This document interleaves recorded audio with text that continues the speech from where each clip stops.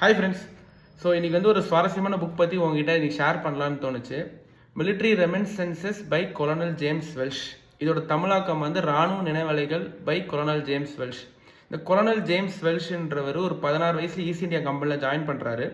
Join பண்ணிவிட்டு அவர் நடக்கிற daily சில விஷயங்கள் அவர் நாட்குறிப்பாக அவர் டைரியில் எழுதி நோட் பண்ண விஷயத்தை எல்லாமே லேட்டராக ஒரு புக்காக ரிலீஸ் பண்ணுறாரு. அந்த புக்கு தான் இந்த மிலிட்ரி ரெமினிசன்சஸ். இதோட ஒரிஜினல் வெர்ஷன் வந்து இன்டர்நெட் ஆர்கைவ்ஸில் இருக்குது. நீங்கள் இப்போ கூட போனால் டவுன்லோட் பண்ணி படிக்கலாம்.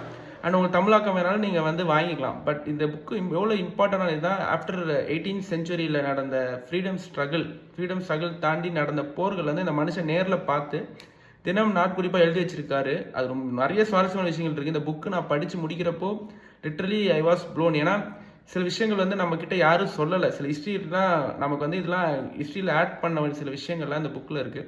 அதெல்லாம் நான் லேட்டர் பார்ட்டில் நான் சொல்கிறேன். இது ஒரு நிறைய இன்ட்ரெஸ்டிங் வீடியோஸாக லேட்டர் வரும். ஸோ ப்ளீஸ் சப்போர்ட் பண்ணுங்கள். தேங்க்யூ.